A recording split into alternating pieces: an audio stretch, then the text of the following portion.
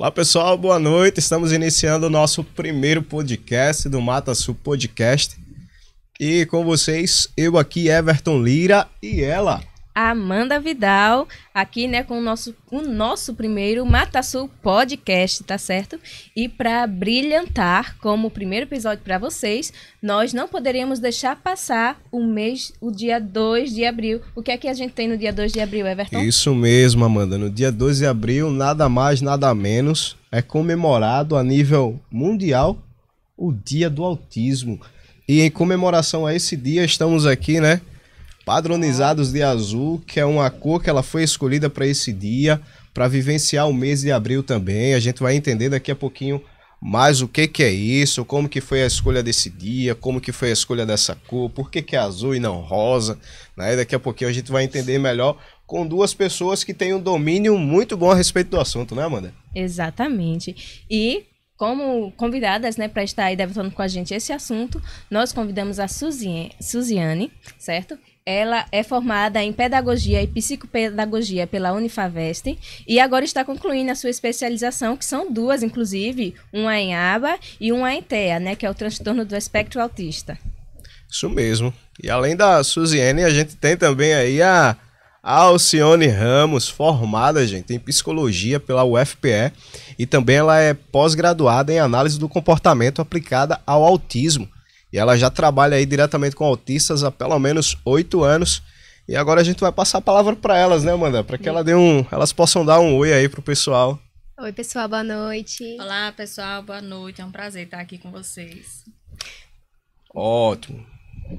Pois bem, gente, a partir de agora a gente vai tentar ser o mais, como eu posso dizer, sucinto possível em relação às perguntas. E tentar trazer para esse momento as dúvidas que as pessoas de casa têm muitas vezes. Né? Que por mais que seja um tema que é falado, por mais que é um tema que a cada dia que se passa a gente acaba vendo um pouquinho mais, mas ainda tem muitas questões que nos trazem dúvidas. É algo que não está muito claro para a sociedade, o que é autismo, como que o autismo deve ser tratado, não é isso, Amanda? Isso. Inclusive, né, uma das nossas convidadas, a Suziane, ela é uma mãe atípica, tá certo? Esse é o maior título que ela possui no momento. O que eu tenho mais orgulho. Então, ela tem muita autoridade aí para tá trazendo pra gente, né, de primeira mão, né, a vivência e como é, né, conviver essa luta, né, junto com uma criança autista. A realidade, né? A realidade. De tudo.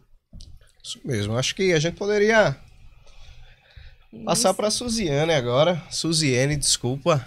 Suziane, né? Para Suziane, no seguinte quesito, Suziane. Primeiro, explica pra gente o que é ser uma mãe atípica. Ser uma mãe atípica é aquela mãe fora da curva. Porque as mães, eu já ouvi, inclusive, mães falarem assim, mas mãe é mãe. Não, mãe é mãe a depender da rotina que essa mãe leva. Uma mãe típica é aquela mãe que tem uma rotina comum, conhecida por todo mundo. Leva o filho na escola, leva o filho no balé, leva o filho no futsal, e vai para aula de natação, e vai... uma rotina comum, que a gente pode dizer comum. Que é a mãe atípica? É aquela mãe que tem uma rotina atípica, como o próprio nome já diz. Então, enquanto as mães estão levando seus filhos para o balé, a minha passa a semana inteira indo para terapia. E aí isso demanda da mãe, porque a criança não vai para terapia sozinha.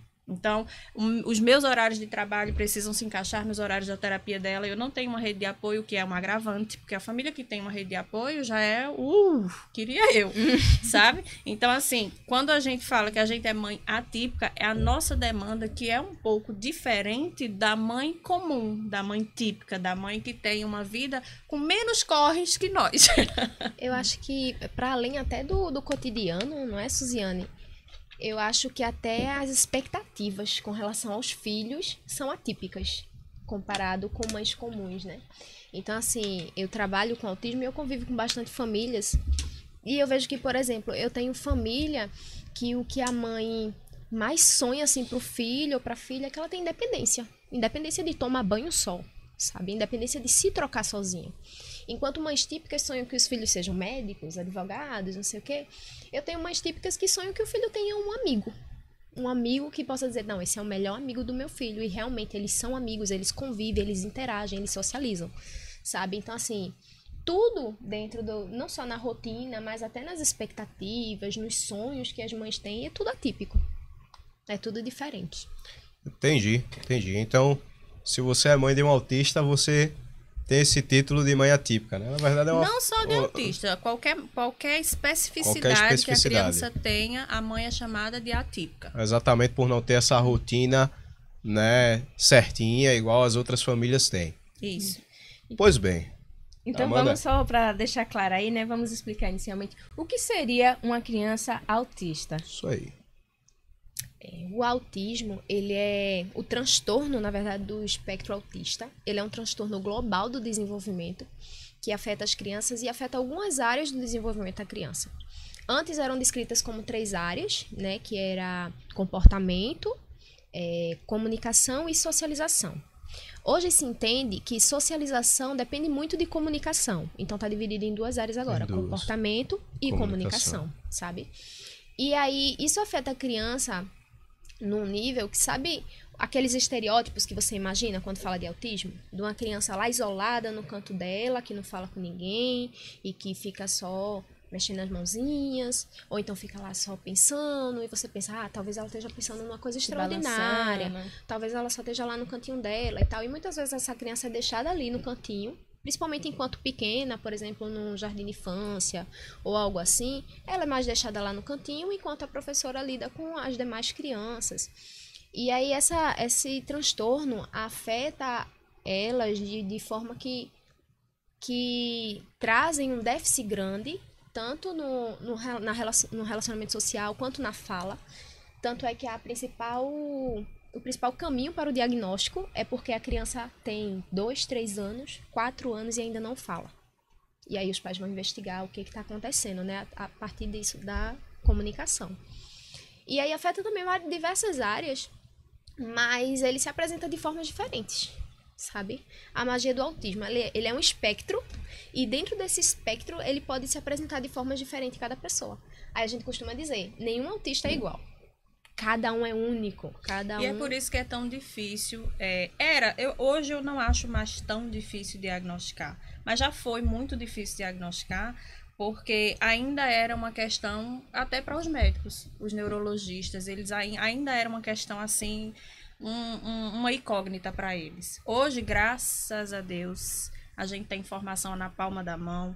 Hoje os próprios pais já se inquietam com as dificuldades que vão percebendo que o desenvolvimento que está sendo diferente, então os pais já percebem, já se ligam, já sabe, mas antigamente não era assim.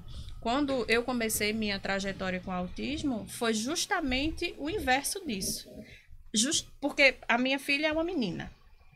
Geralmente, o autismo esperado pelas pessoas é aquele bem estereotipado, né? Que é aquele que apresenta muita estereotipia, muita dificuldade de socializar, muita dificuldade para se comunicar. E com a minha filha foi o contrário. O que é que me chamou a atenção logo de início? E eu era chamada de louca, viu? Pela minha família, por todo mundo. Porque dizia, você tá procurando chifre em cabeça de cavalo, essa menina não tem nada, aí não sei o quê. Mas eu vi que o desenvolvimento dela estava diferente. Tanto nas potencialidades, que para a idade dela estava aqui, não era comum aquilo. Então aquilo já me chamava atenção. Por exemplo, com 4 anos, enquanto as crianças estavam aprendendo A, E, I, O, U, ela já lia palavras com sílabas complexas. Isso não é comum. Então, isso, como eu sou da área da educação, eu já acendei uma luzinha vermelha. Mas até aí era uma coisa boa, né? Ela tá com, né? E aí a gente seguiu. Mas aí ela começou a apresentar padrões de comportamentos. Enfileirar tudo que você imaginar. Sandálias, cadeiras, tudo que ela pegava era enfileirando. Todos os brinquedos do mundo que você imaginar, a gente oportunizava para ela. Mas as únicas coisas que interessavam a ela era a garrafa, e ela ficava assim... E, sabe, assim, aquela coisa que a gente dizia, meu Deus do céu, a menina tem um mundo de brinquedos. Eu lembro que na época, a gente deu a ela uma motinha dessas que a criança pisa e ela sai andando. Elétrica. E a única coisa que ela fazia com a moto, eu não sei como ela tirava força, mas ela tinha 2 anos e meio. Ela virava a motinha para ficar só girando a roda. Bem característico. E eu disse, né? isso não é comum. Só que, em contrapartida, ela também se mostrava uma criança altamente se desenvolvendo. Falou no tempo certo, andou no tempo certo e tal. E as pessoas, não, o autismo não é assim, o autismo é... Porque as pessoas colocam o autismo dentro de uma caixinha, achando que ele vai se manifestar sempre da mesma forma com todo mundo. Sim. E não foi assim com ela. Só que aí eu disse, não, então vamos colocar na escola. Ela tinha 2 aninhos e meio, vou colocar na escola, porque talvez seja porque ela é muito né? Só convive com adultos e tal. Colocou na escola, começou. Na mesma medida em que ela tinha um desenvolvimento estudantil excelente, mas a socialização dela só regredia. Ela era aquela criança que só chorava, ela chorava o dia inteiro. E aí eu chegava de surpresa na escola, que eu dizia, alguma coisa tá acontecendo, que essa menina só chora. Toda vez que eu chegava de surpresa na escola, ela estava lá no cantinho, com a chupetinha dela, com o que ela tinha um apego por... Tinha não, até hoje ela tem, ela dorme segurando uma fralda, ela tem 10 anos, mas ela gosta, é o apego, sabe, pelo objeto. No caso dela era uma fralda. Tem autistas que vai ser spinner, cada um vai ter um, né? E ela lá no cantinho. E eu, por que a menina tá ali sozinha? Por que ninguém tá brincando com ela? E aí a professora me chamou a atenção, que ela fala, eu lembro como hoje, ela disse assim, Suzy, não são as crianças que excluem ela exclui as crianças. Ela não queria ninguém próximo a ela. Então, quando ela estava sozinha, ela estava bem. Quando as crianças se aproximavam, ela se desregulava, começava a chorar. Aquilo fazia mal a ela. Ela é bem branquinha, então ela chorava até o olhinho ficar roxo. Quando eu ia buscar ela, isso aqui dela estava roxo. E aí foi quando eu disse, não. A escola, na época, cheia de dedos para sinalizar, olha, pode ser autismo, eles não falaram abertamente, né? Quando, na verdade, eu já coloquei na escola com essa pulguinha atrás da orelha. Ô, Suzy, desculpa interromper. Tu sabe em que ano, mais ou menos, foi isso? Lá em 2015. Final de 2014 para 2015. E aí, quando isso aconteceu e a professora me sinalizou isso, eu disse, eu vou procurar ajuda. Porque naquela época, eu era só professora. Então, meu conhecimento de autismo ainda era limitado, né? A gente tem que ter clareza e eu não tinha, naquele momento eu não tinha. Eu sabia o básico do básico de autismo. Mas por saber o básico do básico, eu vi que tinha alguma coisa diferente ali. E aí foi quando começou a minha luta, porque aí começa o pai dizendo que ela não tem nada, que eu tô procurando doença, porque ainda era as pessoas... E veja, eu tô falando de 2015, que foi aqui do lado. A gente nem tá falando de décadas e décadas atrás. Imagina décadas e décadas atrás. Então aí foi quando começou. Aí levei para um especialista, que na época, que é a mesma que acompanha ela até hoje. Nunca abandonei ela. E aí levei para o especialista, a especialista fez a avaliação. Ao final da avaliação, ela sinalizou, porque ela levanta uma hipótese, né? Sinalizou que sim, né? É possível. E aí eu fui para alguns neuros, porque os primeiros que eu fui eram uma negativa sempre. Não, ela tá no tempo dela, deixa ela crescer. E eu vendo que o negócio estava errado. Aí era quando começavam a me criticar, porque, poxa, o neuro já disse que não é. O neuro não sabe mais da minha filha do que eu. Ele passou com ela 5 minutos na sala, eu tô com ela desde que ela nasceu, então eu tô vendo que tá errado. E eu só desisti quando eu encontrei alguém que validou o que eu achava. E aí você pode perguntar assim, mas por que era tão importante um diagnóstico? Às vezes, a gente, e hoje eu me deparo com essa realidade enquanto clínica, acredito que a colega também. Às vezes os pais tentam se iludir, se enganar, dizer, não é não, o pai dele era assim até tal idade, o irmão dele era assim até tal idade. Mas aí é onde eu digo, os pais com esse comportamento mais atrapalham do que ajudam. E eu não quis ser mais um desses pais.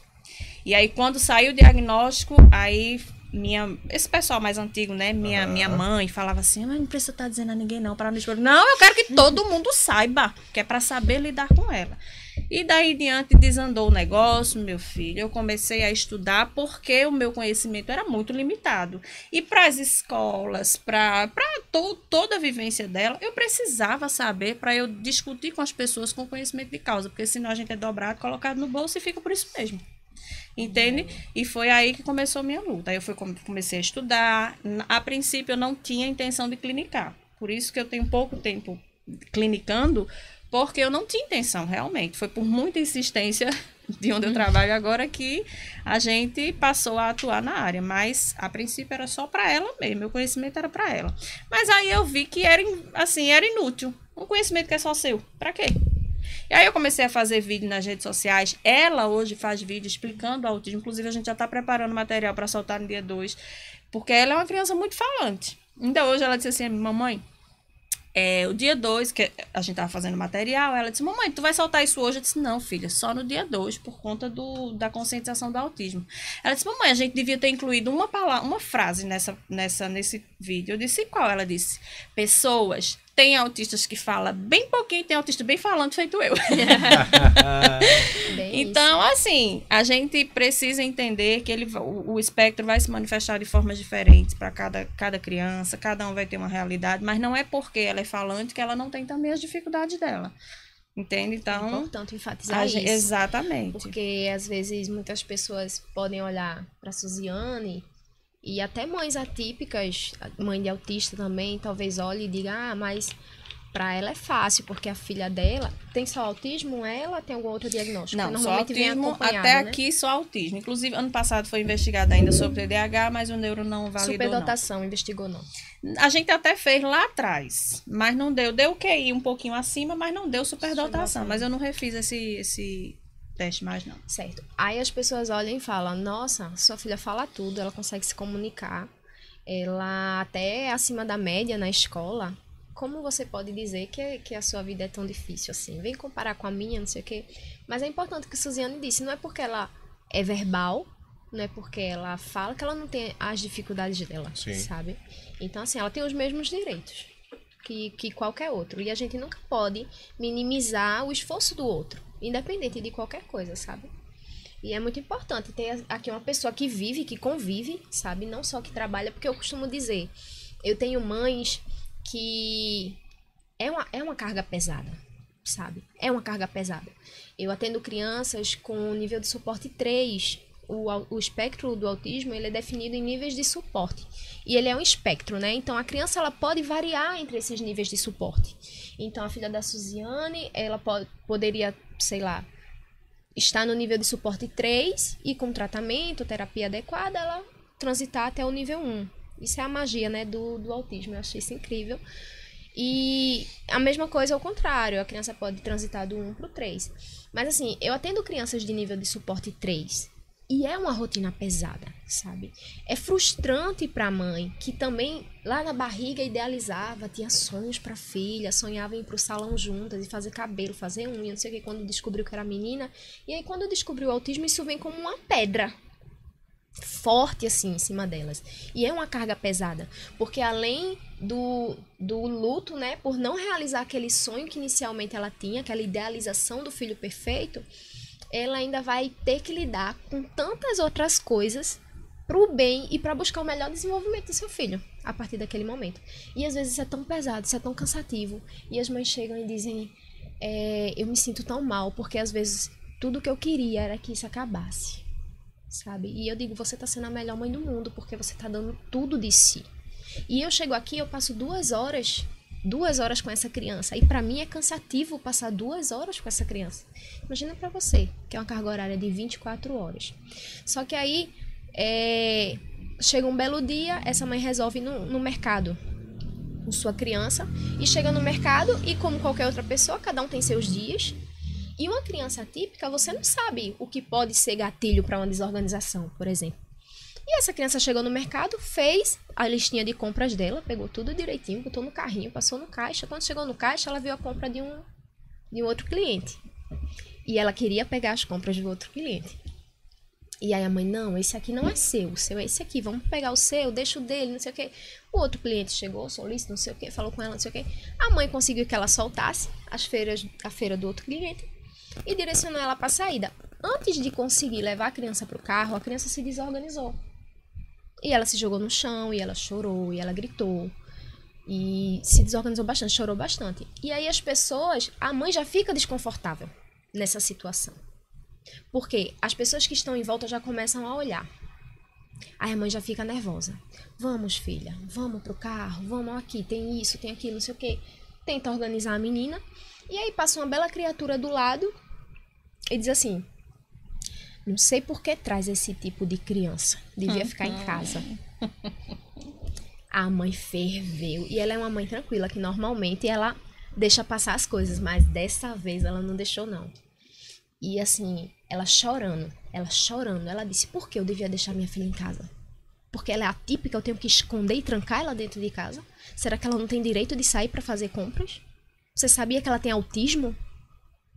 Aí a mulher fez, não, que não sei o que, tentou amenizar ali a situação. E no final das contas, ela disse, não, que eu sou psicóloga. E aí matou. Foi a pior coisa que ela poderia dizer. Era melhor não ter dito. rapaz. Matou a classe.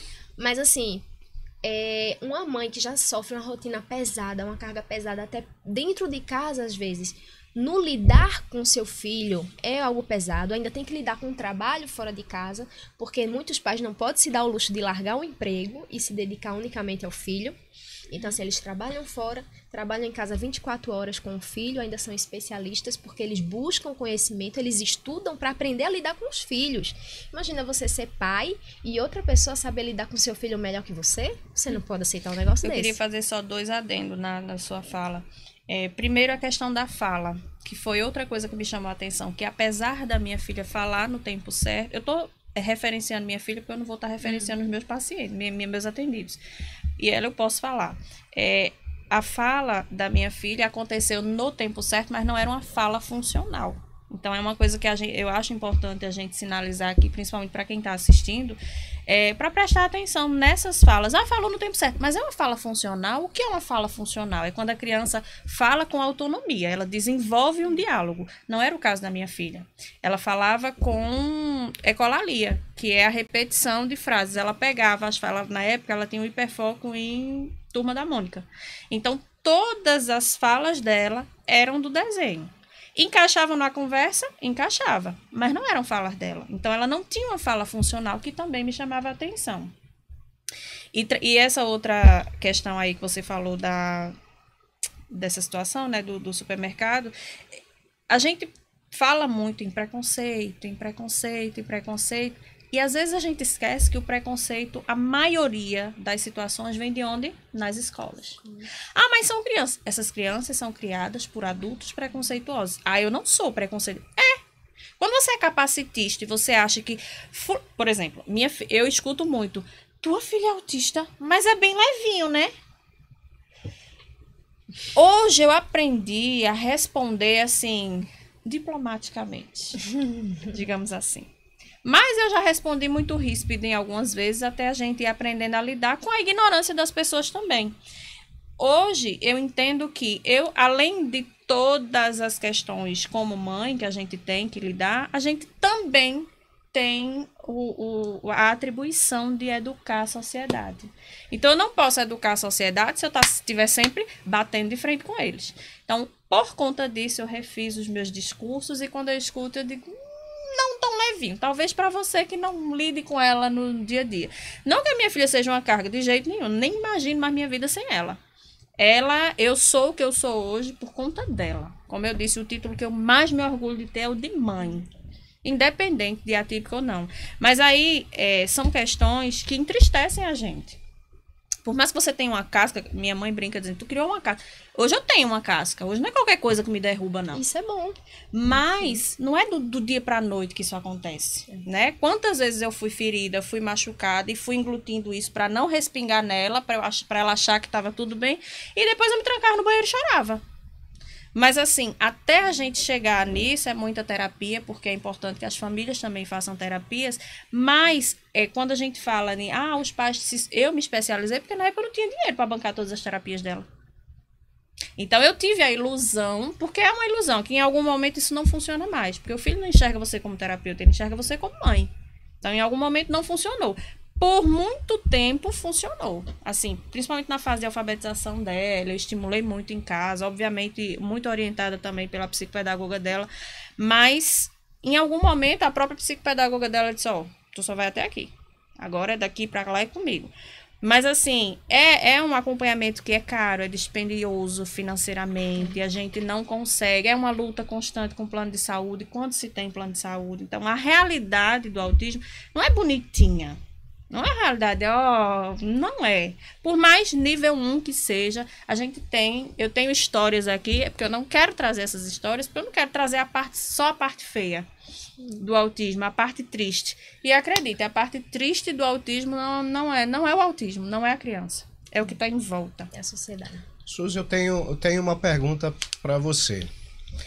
Você falou que ali, por volta de 2, 3, 4 anos ali, foi que você começou a perceber, né, na sua filha ali algumas faltas, talvez, que pelas pessoas, cada criança tem o seu tempo, né, cada criança tem o seu momento, cada criança tem o seu desenvolvimento. Isso é muito comum, né? Muito comum a gente ouvir isso, e por causa dessa taxação da sociedade, muitas vezes, o diagnóstico ele acaba sendo um diagnóstico tardio, né? E eu entendo que quanto mais tardio esse diagnóstico for feito, pior é para o desenvolvimento, né, da criança, tem mais atrasos ali no desenvolvimento dela. Então, qual a pergunta que eu queria trazer para vocês? Primeiro, né, o que vocês poderiam falar para os pais em casa? Eu sei que a fala você citou bem, né, a questão da fala, do atraso da fala, ou muitas vezes se começa a falar, mas é de uma forma que aparentemente não é a forma ideal da fala, né? Então, para os pais em casa, como que os pais eles podem observar melhor seus filhos para tentar, né, talvez direcionar o filho que ele tem para um determinado especialista? Daí é um outro ponto que eu vou trazer para vocês também. Amanda? Isso, inclusive, foi uma dúvida que eu tive também, né? Porque, por exemplo, se eu sou uma mãe, eu desconfio que o meu filho, né, possa aí ter autismo. Então, o que é que eu poderia fazer, né, para ter certeza? Ou aonde eu poderia levar ele para conseguir aí um diagnóstico preciso em relação a isso? Tem algumas características, né, que o autismo ele se apresenta. Uma delas é o contato visual, que é muito comum, a falta de contato visual, na verdade, para crianças pequenas, né? O autismo ele costuma se apresentar até os 3 anos de idade. E aí, se a gente perceber com um olhar atento, a gente vai conseguir identificar, mas muitas vezes pessoas vivem a vida inteira sem nem saber que tem autismo. E são taxadas de tímidas, ela não gosta muito de socializar, prefere ficar na dela, não sei o quê. E aí, contato visual, a questão do isolamento social, prefere ficar sozinha do que com outras crianças, a questão do enfileirar coisinhas no brincar, o brincar não funcional, na verdade, rodar ali as rodinhas e girar as coisas, assim, por exemplo, pega o celular e começa a girar, coisas que não deveriam girar, estão girando ali, né? A questão do retrocesso também. Às vezes a criança se desenvolve normalmente, tem um desenvolvimento típico, normal, até determinada idade, e depois ela começa a retroceder. Então, assim, crianças têm um desenvolvimento normal até 1 ano de idade, 1 ano e meio, e falou, e chamou papai, chamou mamãe, brincava com a irmã, não sei o quê, e depois parou de falar. Aí preferia se isolar, já não gostava mais de brincar tanto com a irmã. Então, assim, são sinais de alerta que são acesos, né, e que nos ajudam a observar e procurar ajuda nesses casos. E aí uma ajuda profissional, né, que é uma equipe multidisciplinar que faz esse diagnóstico, é o que deve ser procurado. E as sensibilidades também. Existe a criança que é hipersensível e tem a hipossensível. Isso também tem que ser levado em consideração no observar. Porque o diagnóstico do autismo ele é totalmente clínico. Ele é de observação. Não existe um exame que seja feito para dizer, teu filho tem autismo. Não existe. Tá até no aqui cérebro, não tem tomografia. É uma dúvida que constantemente os pais me perguntam, às vezes até no Instagram mesmo, eu abro aquelas caixinhas, porque quando leva ao neuro, o neuro geralmente faz uma bateria de exames. Aliás, eles solicitam uma bateria de exames. Eletro, né, encefalograma, como é que chama aquele... tomografia. Mas aí o que é que eu explico aos pais? Ele pede esses exames para descartar outras questões, não para confirmar autismo. Por isso que quando você vai primeiro para o neuro, ele lhe devolve para a equipe multidisciplinar, diz, mãezinha, leva lá para uma equipe multidisciplinar, avaliar ele em torno de 3 meses, 4 meses, sei lá, depende da criança, e depois você volta e a gente valida ou não esse diagnóstico. A questão da sensibilidade que eu falei, as crianças, quando elas estão se desenvolvendo, né? é muito incomum que as crianças se incomodem com palmas, até gostam, né? Quando estão começando a se desenvolver, bate palminhas festa, e né? tal. Então, o que é que foi outro alerta para mim? Minha filha tinha pânico de bater palmas. Aniversários para ela era um inferno.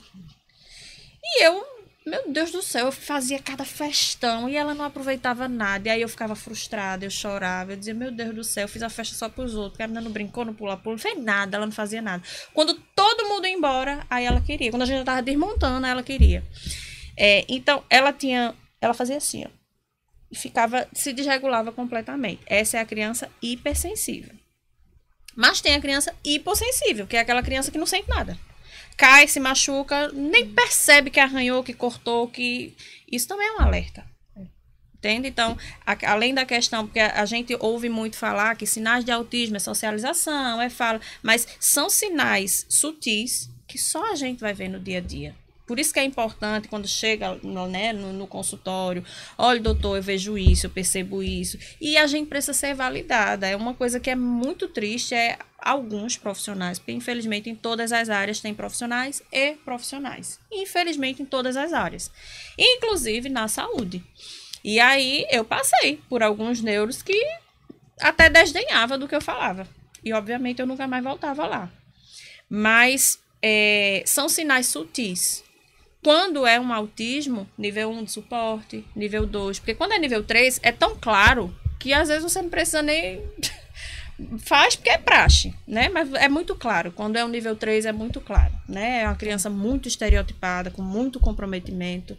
Mas quando é nível 1, nível 2, ainda fica ali... E quando é menina é que camufla mesmo. Eu vejo também que tem uma certa dificuldade, né? Tipo, é um choque, assim, que os pais, né, descobrem, como você mesmo trouxe. E aí, qual o conselho que alguém que passou por isso, apesar que você já tinha uma certa suspeita, né, e buscou, né, tem pais que têm uma certa dificuldade. E aí, eu recebi o meu diagnóstico. Então, qual seria o seu conselho, assim, para alguém que acabou de descobrir, né? E aí, quem ela poderia procurar, se tem algum apoio? Olha, eu vou lhe ser muito sincera. Eu não gosto de romantizar autismo. No meu caso, foi um caso atípico, literalmente. Porque geralmente as mães recusam aquele diagnóstico. Não, meu filho não é. No meu caso foi o contrário. Eu queria muito que alguém validasse o que eu estava falando para que eu tivesse uma linha de tratamento. O que é que eu vou fazer? Porque eu sou assim na vida. Eu vejo um problema, o que é que se faz para resolver? Eu não quero saber do problema, o problema eu já tô vendo. O que é que eu faço para ajudar? E enquanto eu não tinha esse diagnóstico, eu não conseguia, eu me sentia de mãos atadas. E ficava todo o tempo, assim, sem saber por onde, para quem recorrer. E você chega até uma sensação de que, poxa, se não for, então eu não tô entendendo por que isso, sabe? Eu tô vendo que não tá normal, tô vendo que não tá comum. E se não for isso, deve ser outra coisa, então, e eu vou continuar procurando. Isso, querendo ou não, eu acho assim, você me corrija se eu estiver errado, no seu caso, trouxe até um certo assim, poxa, agora eu sei o que é, agora eu vou conseguir trabalhar isso, eu vou conseguir trabalhar em cima disso. Então, o diagnóstico é importante, não para definir até onde a criança vai chegar, não para definir o que ela vai ser ou o que não vai ser, mas para que a gente saiba o que a gente pode fazer, como a gente pode ajudar, como a gente pode trabalhar com aquela criança. Exatamente. No meu caso foi literalmente isso. Mas o comum não é isso. O comum é que as mães, os pais, o meu marido, por exemplo, ele não aceitava. Mesmo depois, porque foi assim, 2 anos e meio, aí eu comecei a fazer, a psicopedagoga levantou a hipótese e disse, sim, ela tem traços de autismo, e isso já depois da avaliação. Só que na hora que ela me diz isso, eu não tenho condições financeiras de ir lá no neuro, porque a consulta era R$800. E aí eu falei, sim, mas eu não posso ir no neuro agora. Mas se a gente já tem uma hipótese, eu já posso intervir? Ela disse sim, eu disse, então a gente vai começar a intervir. E aí minha filha começou a fazer terapia sem diagnóstico, sem laudo, né? Ela tinha uma hipótese diagnóstica. E aí ela fez 3 anos de terapia, até eu conseguir, porque ela já tinha ido para neuro pelo SUS. Me perdoem as pessoas que trabalham no SUS, o SUS da gente é uma bênção, é maravilhoso, mas nessa área ainda deixa muito a desejar. E ela já tinha passado por 2 neurologistas pelo SUS, só que a gente passou uma eternidade até conseguir as consultas e foi, não vou nem descrever. E aí eu fui ali, não, eu vou economizar aqui, ali, mas eu vou levar. E aí foi quando a gente chegou no Dr. Ronaldo Beltrão, que é o cara. Referência. E na primeira consulta eu já saí de lá. E aí eu lembro como hoje, ele falou assim: você quer saber o quê? Eu falando com ele e ela solta assim, né? Ela era pequenininha e eu preocupada pra ela não quebrar as coisas, não mexer nas coisas. Ele, não, deixa ela à vontade. E eu falando com ele e ele só... Eu, meu Deus, que tanto esse homem digita aí. No final das contas, terminou a consulta e tá aqui o laudo da sua filha, parabéns. Tava eu e meu esposo. Aí ele disse assim, parabéns, viu, mãe? Porque eu levei pra ele já todos os relatórios que eu já tinha a essa altura do campeonato. E aí ele disse assim, parabéns, mãe. Todos os comprometimentos que falam aqui nesse relatório, ela já não aparenta mais, já não apresenta mais. Por quê? Porque ela já tinha 3 anos de intervenção. Você vê como a intervenção precoce, ela é determinante no desenvolvimento da criança. E aí, quando ele validou, ele falou, tá aqui o laudo, eu só coloquei no laudo que ela precisa continuar, já que ela já faz. E aí me parabenizou. Na hora que ele me parabeniza, meu marido, na frente do médico mesmo, olhou pra mim e disse, desculpa. Porque ali caiu a ficha dele. Então, no meu caso, não foi comigo, foi com o pai. Naquele momento foi que ele pensou, poxa, eu tenho uma filha autista, e agora o que é que eu faço? Porque eu ainda era da educação, eu ainda tinha uma ideia. Ele nem isso, porque ele é da segurança. Ele nem isso. Mas aí, assim, mas ele é o bichinho muito humilde. E aí a gente começou, tudo que eu mandava as lives pra ele, que era uma época de muita live, né? As lives, amor, assiste essa live e tal. E a gente ficava muito, assim, sedento pelas informações. E aí foram sinais sutis, mas foram sinais sutis que, como aconteceram com a minha filha, pode acontecer com a sua filha que tá aí em casa assistindo, com o seu filho, e passar despercebido. Porque, poxa, ela é uma criança que já lê. Não é comum isso. O que é comum de uma criança com 4 anos? Ela ainda está ali desenvolvendo a motricidade, né? Então, se a criança já lê, a gente chama de criança hiperléxica. Existe a criança disléxica, que é aquela que tem dificuldade para... E a hiperléxica, que foi o caso da minha. Ela praticamente... Aí o povo dizia, mas também é filha de professora. Eu dizia, não é mérito meu, não. É dela. Entende? Então, assim, até o hiperfoco dela na época era vídeos que tinha letras, que tinha números, que tinha, sabe? Eu acho que isso ajudou muito. Uhum. E eu ficava muito naquela neura, porque a bichinha já fazia terapia. Até hoje é assim a vida dela. É um horário na terapia, outro horário na escola. E eu me culpo até hoje, que eu fico, meu Deus. Aí eu fico naquela, porque eu também trabalho muito, graças a Deus. Mas nas minhas folgas eu fico me culpando, né? Eu tenho que achar um lazer. E aí, às vezes, a gente fica nessa... Às vezes eu quero só deitar. Botar aquela roupinha de mendigo, ficar em casa e não fazer nada. Mas aí eu lembro dela, porque ela é criança e ela precisa ter esse outro... Mas eu sou privilegiada. Não sou rica, mas eu sei que eu tenho privilégios, que famílias que eu conheço não têm. Então, assim, quais são os caminhos que a pessoa precisa perceber que precisa percorrer? Pelo SUS vão ser mais longos. Bem mais. Mas também tem caminhos pelo SUS. Mas aí você vai perder muito tempo. Mas se você não tem outra alternativa, trabalhe com o que tem. Então, eu acho não, que ele não vai usar esse termo, mas seu filho precisa de TO, de psicóloga, de fono, de nananana. Aí você se desespera, eu não tenho dinheiro para nada disso. Eu digo às minhas mães, o que é que você acha que é mais importante nesse momento? É a fala, então prioriza a fala, paga o fono. Sabe, a gente precisa trabalhar com o que tem, com a realidade. Não dá para romantizar o autismo. Porque a minha filha hoje, ela tem um desenvolvimento maravilhoso, graças a Deus, mas ela também tem atrasos. E a gente continua trabalhando incansavelmente. Ela acabou de passar por uma cirurgia, que é outro sinal, né? A criança que anda na pontinha do pé. E ela andou na ponta do pé a vida inteira. Ela tá reaprendendo a andar agora porque fez a cirurgia. Então, assim, a gente já teve muitos episódios tristes, mas também muita coisa que eu digo, obrigada, Senhor, por eu ter condições de fazer isso, sabe? Porque eu sei que não é a realidade de todas as famílias. Mas aí, quais são os primeiros passos? Primeiro é aceitar. Porque se o pai e a mãe não aceitam, ele tá fadado ao fracasso. E se fosse o fracasso dele, tudo bem, mas é o fracasso daquela criança. Suzy, mas fracasso é uma palavra muito forte, mas não tem outra. Porque se a criança não é estimulada, ela não vai desenvolver. Minha filha tem 10 anos. Ela tem um desenvolvimento maravilhoso, mas se eu parar de estimular, tem áreas dela que vão continuar sem desenvolver ou vão estagnar. Ou até retroceder. Exatamente. Que é aquilo que ela falava no início. Hoje ela é nível 1 de suporte. Eu acredito, porque assim, quando sai o diagnóstico, o neuro não diz, ela é nível 1, ela é nível... Não, isso aí a gente vai descobrir no decorrer do tempo. Isso. Porque o que é um nível de suporte? O nível de suporte é o nível de autonomia que a criança tem. Eu acredito que a minha lá atrás era um nível 2. É o suporte que ela vai precisar, no caso, né? Porque ela precisava de muito suporte, demandava muito suporte. Hoje não, graças a Deus. Mas se eu paro de estimular, ela pode retroceder. Ela pode voltar para um 2. Quiçá para um 3. É incomum, né? Mas é possível. Mas é possível. Então, os pais precisam ter essa clareza, que intervenção precoce é o caminho. Intervenção precoce precisa ser para ontem. Ah, mas ele tem 2 anos. Se você parar para analisar, uma criança que começou a apresentar atrasos já de bebê, porque você já consegue perceber, com 2 anos ele já está atrasado. Assim, já não é mais tão precoce assim a intervenção. Então, você tem que correr contra o tempo, não tem tempo para ficar pensando sobre isso. Eu já recebi, já atendi, né, crianças que teve o diagnóstico com 1 ano e 10 meses. 1 ano e 10 meses. E começou o tratamento. E assim, a gente estuda Piaget, né?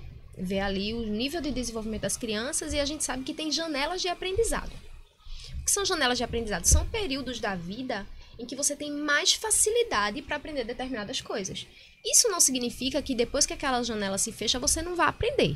Você aprende, mas naquele período você tem mais facilidade para se desenvolver e para aprender aquilo. Então, a intervenção precoce é importante por causa disso, porque a gente aproveita cada janela, cada período. Entendi. Eu sou um pouco leiga aqui, o que seria o Piaget, que vocês Piaget é um autor que fala sobre desenvolvimento. Sim, Isso, Piaget. Entendi. Jean Piaget. Me tire uma dúvida, Alcione. Esse diagnóstico, geralmente, você falou que precisa passar ali por uma equipe, né, multidisciplinar, que precisa passar pelo neuro. Se todo esse período fluir bem, digamos assim, quanto tempo se gasta mais ou menos para poder diagnosticar ali uma criança com autismo? Para até ter o laudo Sim. mesmo, assim, pode demorar alguns meses aí. Mas assim, acho que 2, 3 meses já dá para ter uma hipótese diagnóstica. 3 meses é o período básico para uma avaliação, né? Para uma avaliação ali. Entendi. Mas, como ela disse, né? Depende do nível de suporte. Tem criança que no primeiro dia você vai olhar, vai bater o olho O nível de suporte 3, né, como vocês falaram, e ali vai seria da identificar, necessidade sabe? dela, né? É claro ali, Sim. gritante. E aí, nos casos mais nível de suporte 1, que requer um suporte menor, talvez seja um pouco mais difícil. Então, assim, tem profissionais que às vezes ficam, olha, eu acho que pode ser, mas eu ainda não posso dizer com certeza. Vamos investigar um pouquinho mais, sabe? Porque, assim, a gente citou aqui algumas características que podem se apresentar, mas para ser diagnosticado como autismo, eles precisam apresentar uma certa quantidade dessas características, sabe? Não é porque eu tenho sensibilidade ao som, eu não tenho mais nada, eu só apresento sensibilidade ao som, então eu sou autista. Não. Você precisa apresentar, se eu não me engano, 5. É porque a avaliação ela é pautada pelos critérios do DSM-5.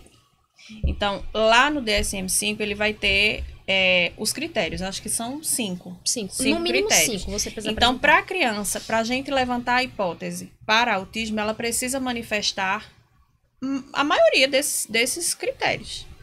Se é uma criança que só tem sensibilidade auditiva e mais nada, então você vai investigar por outra área. Não tem a ver com autismo. Pode ter, Otorrino, mas Mas aí eu não posso dizer que a sua criança tem autismo só porque ela tem uma sensibilidade auditiva. Então, a gente aplica alguns testes. Na minha área, eu não domino a tua. Mas na minha área, a gente aplica alguns testes. A gente vê lá os scores. Aí depois vai para o DSM-5, compara. Além da observação, tem também a base científica. Para que eu possa levantar uma hipótese diagnóstica e não colocar um rótulo na criança sem ela ter. Porque é um rótulo. Imagina a responsabilidade que é você dizer, você tem uma criança autista. E lá na frente a mãe descobriu que não. Então a menina carregou, a menina ou o menino, seja lá quem for, o adulto também, carregou um rótulo a vida inteira. Foi discriminado, que acontece. E lá na frente você percebeu que você levantou uma hipótese errada. Então precisa realmente se basear nesses critérios do DSM-5 também. Entendi. Amanda, não sei se já aconteceu com você, ou se alguém já tocou nesse assunto contigo, de onde que surge o autismo. Qual que é a causa? Não sei se você tem essa curiosidade, eu particularmente não sei se é algo hereditário. E de verdade eu tô com uma pergunta aqui de de um telespectador nosso, que é exatamente essa pergunta. De onde que vem o autismo? É algo hereditário? É algo que os pais fizeram de errado com a alimentação, uso de drogas? Não sei. São perguntas, né, que daí eu vou jogar para as profissionais, que hoje nós estamos aqui com duas feras, né, Amanda? Também tô por fora aí. Estamos aqui com duas feras aí, eu tenho certeza que vocês têm uma resposta pra gente aí, nesse quesito. O autismo, ele não é recente, sabe? A primeira vez que foi mencionado foi em 1908. Então, assim, faz um tempo. Sim. Só que ele não era muito popular. Até hoje, né, ainda está se descobrindo muitas coisas a respeito do autismo. Só que foram levantadas diversas hipóteses, assim, para o que faz, né? O que causa o autismo. E aí levantaram-se, de fato, diversas hipóteses com relação à gestação, à vacinação da mãe, alguma medicação, até a questão do ácido fólico e tal. Sim. Mas essas hipóteses, elas não se sustentaram, né, ao longo do tempo. E aí, duas principais teorias permaneceram, assim, fortes, que foi a teoria ambiental, algo ambiental ali que pode provocar, né, e desenvolver o autismo, ser gatilho, e a teoria genética. Hoje, o que tem ganho mais força é a teoria genética, porque tem se comprovado com estudos que pais que já possuem um filho com autismo, a chance de ter outro é maior. Além disso, muitos pais de pais atípicos, depois que descobriram o diagnóstico do filho e fizeram investigação, também receberam o próprio diagnóstico. Então, assim, tem muitos pais de crianças com autismo que também receberam um diagnóstico de autismo. Isso faz com que a ideia genética ganhe um pouco mais de força. E tem também a questão da idade, né?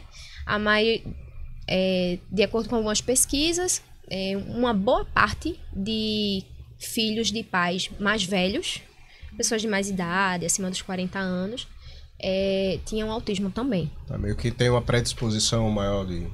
como se fosse algo assim. E essa questão genética, desculpa te interromper, genética não, ambiental, não é ambiental aqui não, tá? É ambiental no útero. Sim. Entendi, que eu pensei algo tipo ambiente mesmo, ambiental né? No tipo útero, na formação da criança, que é uma teoria. Entendi. Na verdade, não existe um martelo batido sobre a teoria que mais se sustenta é a genética. Que tem ganhado um pouco mais de força, sabe? Mas ainda a gente não pode chegar e dizer, não, é genético. Até porque, para poder chegar a dizer que é genético, assim como a síndrome de Down, por exemplo, a gente deveria saber onde é que está. E a gente não consegue identificar autismo com um teste genético ou com a tomografia. A gente não sabe exatamente como identificar, além da observação, da entrevista dos parentes, dos familiares e dos testes que são feitos, sabe? No caso da escola, né? Então, assim, eu escuto muito, né, de mães atípicas, ou de pessoas, de mulheres, inclusive, que têm, né, um autista na família. Esse medo, às vezes, queria ter filho, ou às vezes queria ter dois, mas pelo fato de ter um filho que é autista, ou de ter algo na filha, elas têm medo de que tenha outro e ele nasça autista, ou para quem já tem um filho autista, que ele possa nascer, tipo, um nível 3. Por exemplo, tem alguém que tem no nível 1 ou no nível 2 e tem medo de que nasça outro e que seja agora no nível 3. E aí a correria em dobro. Eu tenho esse medo. E aí seria um medo válido. Uma vez uma pessoa disse a mim numa live, eu estava participando de uma live, ano passado eu estava morando em Campina Grande. E de lá eu fazia lives, o pessoal que me conhece daqui. E uma pessoa que estava lá assistindo falou assim, isso não é um preconceito também? E eu tava ao vivo. Né? Eu não podia editar. E aí eu tive sabedoria do alto, porque ali foi do alto. E aí eu disse, não, eu acho que isso é uma responsabilidade. Primeiro que ter um filho é uma decisão, é uma escolha que tem que ser pautada com muita responsabilidade. Você não vai só botar menino no mundo e só. Com certeza. Né? Afinal de contas, é a responsabilidade de uma vida, né? Exatamente. Suzy? Não é só parir. Você tem que criar, você tem que educar. É um ser humano que você quer que ele tenha princípios, né? Então, não é fácil. E quando você tem uma criança atípica, foi a resposta que eu dei à pessoa na hora, mas eu não queria ter dado essa resposta politicamente correta. A vontade que dá, porque o sangue chega ferve. Porque, assim, é de uma ignorância tão grande, sabe? Não, é responsabilidade. Porque pensa, eu não sou rica. Eu trabalho, eu e o pai dela trabalham só 2 condenados, graças a Deus. para que ela consiga minimamente ter todo o suporte que ela precisa. Isso hoje, porque lá atrás a gente não tinha nem, a gente dava o mínimo do mínimo. Quando eu dizia, olha, ela tem que ter 2 sessões de cada profissional por semana. Ela tinha uma de um profissional, que era o que a gente conseguia na época. E isso é frustrante pra gente, porque a gente fica se culpando. Poxa, vai atrasar, vai... Mas eu não tinha mais o que fazer. Então, assim, hoje a gente conseguiu manter um padrão, sabe? Que tá funcionando. Mas demanda muito da gente. Imagina, eu com uma criança, nível 1 de suporte, que todo mundo diz que é levinho, que é bonzinho, que é... Mas Só ninguém que, quer, né, Suzy? Pois é. Nível 1 de suporte. Imagina eu, com a criança nível 2, nível 3, com que dinheiro eu vou manter? Com que estrutura eu vou manter essa criança? E quando eu falo estrutura, eu não tô falando só financeira, eu tô falando psicológica também. Tá? Então, assim, eu acho hoje, na minha concepção, pra mim, é uma questão de responsabilidade. Se eu fosse uma Virgínia... Como é Virgínia o quê? Fonseca? Aquela que é bem ricona lá. Sim, sim. E tivesse A 300... Virgínia. A Virgínia. Talvez eu não tivesse. Porque a minha questão não é ter a criança. Eu ia amar meu filho independente do que viesse. A questão é, eu vou conseguir dar suporte para essa criança? Então, se eu não consigo dar suporte para essa criança, logo eu não quero. Hoje, para mim, eu consigo falar nisso de boaça, sem chorar, mas... Até isso eu chorava, porque a gente tem isso. Hoje eu faço terapia e é a melhor coisa da vida, indico, viu, minha gente? Façam terapia. Porque eu precisei tirar muita coisa de mim para que eu pudesse estar bem para ela. Eu me culpava por tudo. E ela passou, como toda criança, ela passou da fase, eu quero um irmãozinho. Eu quero um irmãozinho. E ela chorava, e ela orava. E era uma coisa. E quando eu via ela chorando, eu queria chorar também. E eu me culpava porque eu posso fazer... Eu tenho idade ainda para ter filhos. Eu sou saudável. Então, por que eu não vou dar isso à minha filha? Então, eu ficava naquele conflito. Quero, não quero, quero, não quero, quero. Até isso ser definido na minha cabeça e eu conseguir falar sobre isso sem culpa, levou muito tempo e muita terapia. Então, assim, hoje eu acredito na minha... Porque eu estou destacando na minha concepção, porque pode não ser a sua, e eu respeito todas as outras. Mas, para mim, não é... A gente diz que não quer, Deus é quem sabe, porque eu não sei, né? Quem bate o martelo é ele. Mas eu digo a ele, Senhor, que as nossas opiniões estejam assim, ó, bem alinhadinhas, porque não rola, não. Mas acaba que não é um medo infundado, não, né? Com a teoria genética ganhando cada vez mais força... acaba dando base até para esse medo, realmente. Quem já tem uma criança com autismo, realmente tem medo de que venha a outra, né? Então, tem famílias aí que tiveram gêmeos. Um menino e uma menina. O menino tem autismo, a menina não tem. Inclusive, a cor do autismo é azul. Eu ia fazer essa pergunta para vocês. Ela pensou, ela é telepatia, né? Não, mas eu ia trazer essa pergunta para vocês. Por que azul? Vou deixar ela responder, porque ela já começou. Isso aí, vamos lá, Alcione. Porque a maior incidência de autismo é em meninos. Eu acho que hoje está na proporção de uma a cada 36 crianças. Para autismo, mas para menino e menina, eu acho que a cada 3 crianças, 2 é menino. A cada 3 crianças autistas, 2 são meninos e 1 é menina. Entendi. Aí, como a proporção é maior em meninos, a cor escolhida foi o azul. Sim, aí tem gêmeos, a menina é típica, o menino é atípico. E aí às vezes pensa assim, poxa, mas a primeira vez, né, que eu engravidei já veio logo gêmeos e o mais velho é o menino. Aí eu fiz, se fosse uma vez só que tu engravidasse e viesse o menino, tu ia querer ter a menina? Ela olhou pra mim e fez, não ia não. Não ia. Eu falei, aí Deus já lhe deu os 2, de uma vez assim, ó. E aí ela riu, mas é isso, é um medo que não é infundado, né? E com a teoria genética cada vez ganhando mais força, ainda e eu dá base. particularmente acho, é porque eu não sou cientista, né? Eles que são os caras, estão estudando lá. Se eles ainda têm dúvidas. Pois é, se eles têm dúvida, quem sou eu? Mas eu acredito que quando o martelo for batido vai ser por aí mesmo. Porque, no meu caso, por exemplo, na minha família, todos os bisnetos da minha avó têm autismo. Então, eu subentendo que quem carrega o gene sou eu. Subentendo, porque eu também nunca fiz nem... Porque uma vez o médico passou um teste genético, custava 7 mil reais. Eu disse, não passe não, que eu não vou fazer não. Tenho não. Porque existe um teste genético que, assim, ele não diz, mas ele não diz, você vai ter. Mas ele diz, assim, a predisposição de quem é do casal. Como eu não quero mais ter filho, tá tudo certo. E aí, aproveitando que vocês entraram aí no assunto, é uma dúvida que eu tenho. A gente vê aí, de forma bem significativa, o aumento, né, no índice de casos de autismo, com laudos e tudo mais. Aí, isso seria porque, de um tempo para cá, realmente tem se desenvolvido mais esse transtorno? Ou seria por questão de que antigamente as pessoas não procuravam, não se preocupavam com isso, associavam a alguma outra coisa, ou simplesmente a uma dificuldade da criança mesmo, e aí não procurava saber, e por isso que a gente não tem esse número tão gritante hoje, né? O que vocês acham Então, que seria? antigamente, você já tira pelas escolas. Eu não sei quantos anos vocês têm. Vou Somos entrar nesse velhos. mérito. Somos Mas velhos. eu sou da época que nas escolas tinha uma salinha 2 especiais. Não sei se vocês são dessa época, mas na minha época era. E aí, o que eram os especiais? Todo mundo que tivesse qualquer dificuldade auditiva, qualquer especificidade, era jogado naquela sala. Os atípicos. E eles eram excluídos literalmente. Na escola que eu estudei mesmo, era uma sala lá no fundo da escola que a gente, pra chegar lá, era um Deus nos acuda. De tão longe que era. Porque era uma escola grande que eu estudava. E hoje, o que é que acontece? Essas crianças, em alguns casos, são integradas. Eu não posso dizer ainda que são incluídas. Não são. E aí eu falo agora como profissional.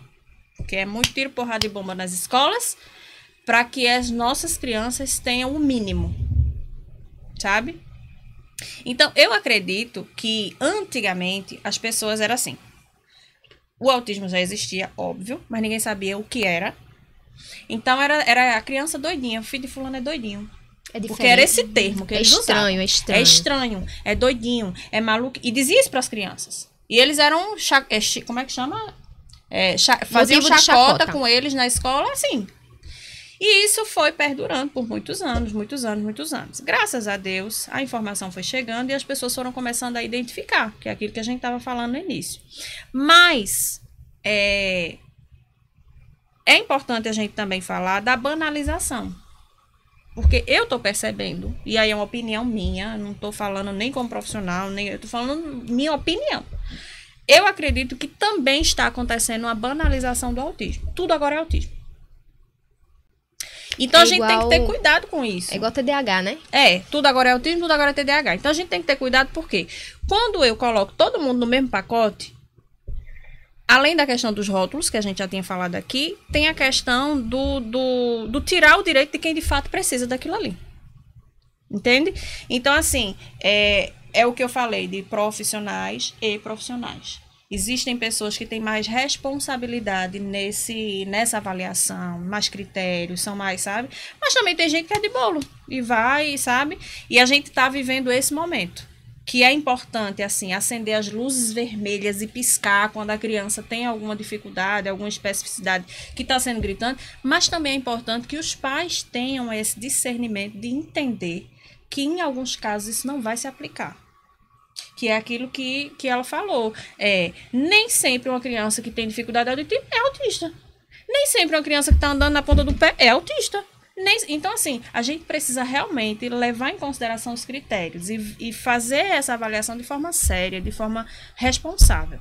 Eu acredito que hoje esses diagnósticos estão surgindo com mais facilidade por conta da informação. Eu não vejo... Porque antigamente já existia autista, só que só era visto como autista quem era muito estereotipado. Aquele que era nível 1 era só o menino tímido, a menina tímida, que não interagia, que era chata, que não gostava de conversar. Mas já era autismo ali. Entende? Então, assim, hoje as pessoas têm essa clareza que existem 3 níveis, que apesar dela não ser estereotipada, pode ser um sinal de autismo, como foi o caso da minha filha. E essa questão até da identificação do autismo em 3 níveis é um ganho, né? Exatamente. É um ganho grande, porque antes eram definidos como leve, moderado e grave. Era isso que eu ia perguntar para vocês, se tinha, sei lá, alguma última descoberta a respeito do autismo, né? Quais são os últimos ganhos, né, do conhecimento, né, a respeito do autismo. E daí você citou algo interessante agora, né, que seria esses até 3 níveis, a né? forma, né, como se fala e tal, a pessoa, né, com autismo, a pessoa autista, se é portadora, se não sei o quê, tudo isso, todos esses rótulos, né, a forma como chamar para ser da maneira menos taxativa, que retire os rótulos, assim. Tudo isso é ganho. A questão dos benefícios também e tal. Mas antes de adentrar nisso, tomando um pouquinho da fala de Suzy, hoje a proporção é de 1 para 36. Isso é uma pesquisa que foi feita nos Estados Unidos, sabe? É uma pesquisa que foi feita lá. Que eu acredito que esse número é muito diferente. Mas aí é que tá. Sabe o que acontece? Essa pesquisa foi feita apenas com crianças de 8 anos. Então, diagnósticos precoces não entram e diagnósticos tardios não entram. Então, esse número de fato é bem maior. E aqui no Brasil, ano passado mesmo, o IBGE faz aquela pesquisa e eu fiquei furiosa, porque eu morava em Campina Grande e lá, quando o IBGE chegou na minha casa, o questionário que levaram para mim não era o que... Porque são 2 tipos de questionário. E eles divulgaram que ia, né, fazer o questionário para levantar o número de autistas no Brasil e tal, não sei o que. Quando chegou na minha casa, eu disse, sim, cadê a pergunta? Porque eu queria dizer que a minha filha era autista. Ela... Sabe por quê? Porque isso é importante.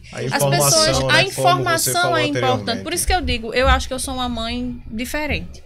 Porque enquanto eu conheço mães que querem encobrir, eu quero que as pessoas saibam. É importante. Sabe? Eu quero que saibam lidar, que respeitem o jeito dela. Porque do mesmo jeito que eu ensino ela a respeitar, eu quero que ela seja respeitada. Eu estava conversando com uma mãe esses dias e ela dizendo assim, que a filha dela ela não tem nenhum diagnóstico, mas está passando por umas situações. E ela compartilhando comigo, né? Ela não mora aqui.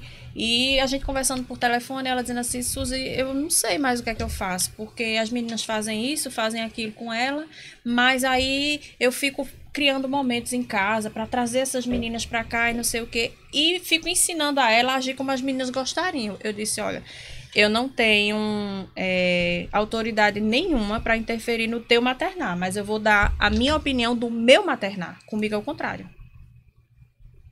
Eu crio minha filha para quando eu morrer, porque eu sou uma pessoa, eu sou mortal. Um dia eu vou morrer. E eu não quero que ela fique aí no mundo sendo o chaveirinho de ninguém, não. Eu quero que ela se imponha. Então, o que é que eu digo a ela hoje? Hoje, esse ano, quando eu digo hoje, é agora. Recentemente, esse ano, eu já percebo uma maturidade um pouquinho nela nesse sentido. Porque ano passado ela só chorava quando aconteciam algumas situações. Esse ano eu já percebo ela, mãe, mas eu soube me defender. Porque é isso que eu digo a ela. Não fique se encolhendo para caber no espaço de ninguém. Se você percebe que não lhe querem ali, saia. Fique com quem quer ficar com você. Brinque com quem quer brincar com você. Sabe? E é duro isso pra gente. Não é fácil dizer isso pra um filho, não. Porque, obviamente, eu queria que a minha filha fosse da galera, né? Mas vão existir momentos que ela também não quer participar daquela dela. Vai ficar ali só pra ela ser aceita. Então, eu ensino a ela que não. Se você quiser ficar ali, fique. Mas se você não quiser, não fique pra agradar ninguém. Meu marido até diz assim, Suzy, eu acho que às vezes tu pega muito pesado. Eu digo, mas se eu não pegar pesado, ela não vai entender. Porque autistas são muito literais. Se você disser a ela, eu tô falando ela quando a minha filha, se você disser que tá chovendo canivete, na cabeça dela está caindo os canivetes. Entende? Então, eu preciso ensinar ela da forma correta. Porque depois, para eu desconstruir uma ideia errada, é muito tempo que se leva. Entende? E hoje a gente vê tanta coisa de bullying, tanta coisa na TV que a gente acha que é só lá, acontece do lado da gente, se a gente não cuidar.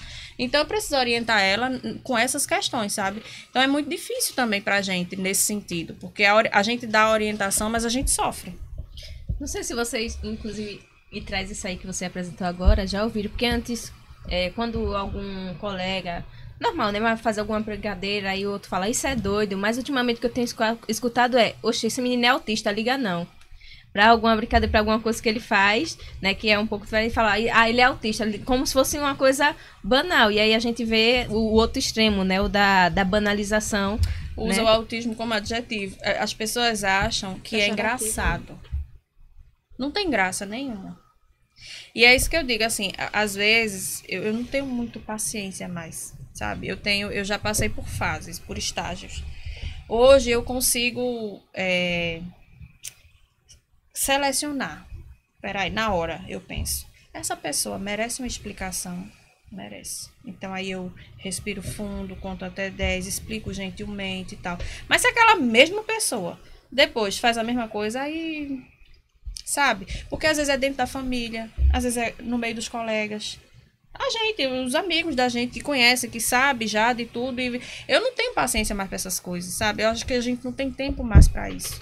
A gente está ensinando as crianças a serem capacitistas. Os pais estão ensinando. Por exemplo, lá em Campina Grande, ela estudou numa escola que foi um dos fatores que me fizeram voltar.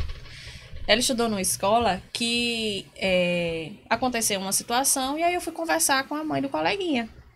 E aí ela disse, eu não sabia que ele estava machucando ela, então é melhor afastar, né? Eu disse, se fosse para afastar, eu não tinha vindo a falar com a senhora, não. Eu já tinha dito a ela que se afastasse. Porque, na verdade, a relação com o seu filho é que está sendo tóxica para minha filha. Eu vim conversar com a senhora porque eu entendo que são duas crianças. E que são duas crianças que precisam de direcionamento dos adultos, que somos nós duas, no caso. Mas se a senhora acha que é melhor afastar, tá tudo bem. Eu vou preparar ela para o afastamento. Muito obrigada pela atenção e fui embora. Então, veja o tipo de educação que essa criança estava tendo. Então, aí eu entendi por que ele estava sendo capacitista com a minha filha. Entendi. De fato, é uma dificuldade muito grande, né, que as famílias têm, que os autistas têm nas escolas. Exatamente. Daí é um ponto que eu quero trazer aqui, mas é algo que eu vou dar uma pausa, porque tem um momento especial na nossa noite, né, Amanda? Olha. A gente está aqui perante duas profissionais. Eu sei que se a gente lançar perguntas e levantar todas as possibilidades a respeito do tema, elas vão trazer essas respostas com clareza pra gente, né? Mas chegou um momento especial da noite. Eu tô sentindo o cheiro daqui. Vocês não fazem ideia aí de casa, né? De como está aqui o ambiente, porque acabou. Eu vou trazer, vou colocar aqui na mesa aqui agora algo especial. Nós estamos com um patrocínio especial essa noite. Eu vou... Gente, eleita 2 vezes, viu, como a melhor de Palmares, né? São aqui uma entrega da Linda Coxinhas. Linda Coxinha. Aqui o pessoal pra da gente. Produção já soltou aí Gente, na telinha. Me desculpa aí, tá? Mas essa aqui é minha. Nossas convidadas fiquem à vontade, tá? Vou dizer se é boa agora. Pois bem, fiquem à vontade. Linda Coxinha aqui, né, no município de Palmares. Então, como a Amanda já citou anteriormente, eleita aí por 2 anos consecutivos por pesquisas feitas em redes sociais, a melhor coxinha delivery da cidade. Então, ó, vamos deixar na tela aí um tempinho o QR Code da Linda Coxinha, para que vocês possam fazer também o pedido de vocês. Eu vou parar de falar aqui um pouquinho e vou degustar também essa delícia que eu tô sentindo, esse cheiro gostoso. Dá pra pedir pelo Zap, né? Dá pra pedir pelo Zap também, estão ali no iFood. Então você de Palmares, não perca tempo, né? Faça o seu pedido e eu não vou perder meu tempo agora não, eu vou degustar aqui também, né, Amanda? Não, continue aí falando, que posso... agora eu tô ocupada Amanda aqui. quer que eu continue falando enquanto ela degusta. E as minhas convidadas ali, eu não posso nem fazer pergunta agora, que elas também estão degustando. Pois bem, gente, de verdade, é uma indicação nossa aqui do Mata Sul Podcast, tá? Para você que mora no município de Palmares, na cidade de Palmares. Linda Coxinha, sabor irresistível. Então tá aí o QR Code.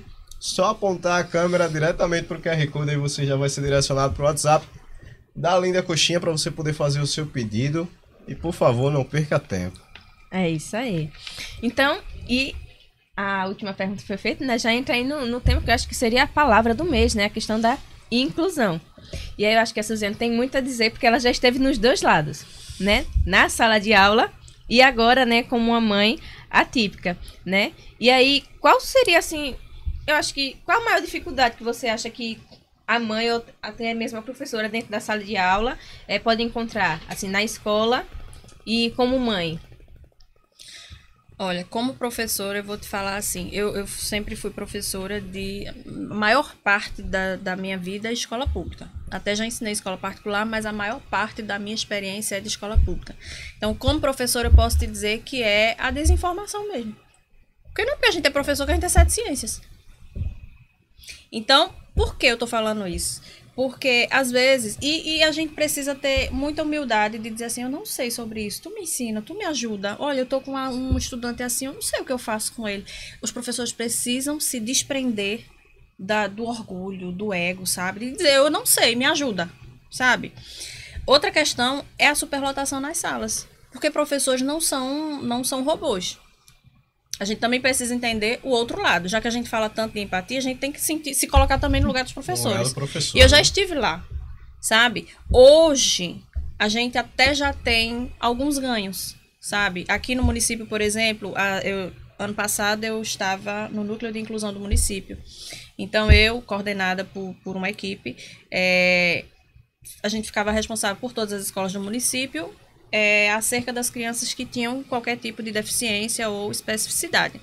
E aí a gente fazia formações para os professores, adaptava material e tal. E hoje a atual secretária da Educação, ela disponibiliza um estagiário para acompanhar aquela criança. Então, isso é um ganho enorme que quando eu estava em sala de aula não existia. Você tem uma ideia, eu já tive sala de aula com 6 autistas, cada um num nível diferente de suporte, ou seja, os meus planos de aula precisavam ter plano A, B, C, D, E, F, G, até o Z. Porque às vezes você prepara uma aula linda, mas naquele dia não vai fluir, gata. Você vai só se estressar a criança. Então, você tem que ter um plano B. Trabalhar com muito material concreto. Obviamente, vai variar de autista para autista, mas como eu disse, nível 1, nível 2 ou nível 3, eles têm habilidades que vão se destacar. Ah, o nível 3 de suporte, ele não senta, ele não é alfabetizado, mas talvez ele tenha uma habilidade de memória, então trabalha muito visual, trabalha com material concreto. Ah, ele não senta, então cria uma estratégia de fazer com que ele perceba o que está acontecendo ali, mesmo inquieto do jeito que a criança é, porque a gente também precisa aceitar como ele é. Não adianta querer que a criança fique lá sentada, porque ele não vai ficar. Então, assim, são questões que a gente ainda está andando a passos muito curtos, mas a gente já teve alguns ganhos, como no nosso município, por exemplo, a gente já tem estagiários, então já ajuda, que a gente não chama de AT, porque AT você precisa ter uma especialização em AT, né, que é o acompanhante terapêutico que precisa estar em sala de aula com aquele estudante. Não é o caso, mas só o fato de ter um estagiário já dá um respiro à professora, então eles vão estar se comunicando, então a professora vai dizer, olha, hoje a aula é sobre isso, isso e isso, eu vou dar aula geral e tu vai fazer as adaptações para ele, vai mediar aquela aula, então já é um ganho. Eu conheço mães que estão tirando os filhos das escolas particulares aqui em Palmares e estão colocando nas escolas municipais por conta disso. Por quê? Porque as escolas particulares, apesar de ser lei, porque é lei... Era algo importante que eu queria perguntar para vocês, se de fato há alguma lei existe hoje que meio que obrigue, né, as escolas a ter um apoio na sala de aula específico para os autistas. Existe, mas eu vou te ser bem sincera, assim, que é, de novo, aquela questão, a gente precisa se colocar no lugar do outro. Imagina que você é diretor de uma escola particular. E aí, as salas hoje em dia estão assim, ó, recheadas de diagnóstico. E não é só autismo. Sim. É TDAH, é criança com paralisia cerebral, cada um tem uma, né, dificuldade. E aí, como gestor, como dono da escola, que não tem nenhuma renda federal, que não vai ter nada que, né, que vá... Vai ter nenhum apoio, né? Ele precisa tirar do bolso, porque o que a lei diz é que se a sala tiver 10, tem que ser 10. E a escola não pode aumentar o valor da mensalidade. E a escola não pode aumentar o valor da escola. Então, assim, são coisas, gente, que a gente precisa pesar os dois lados.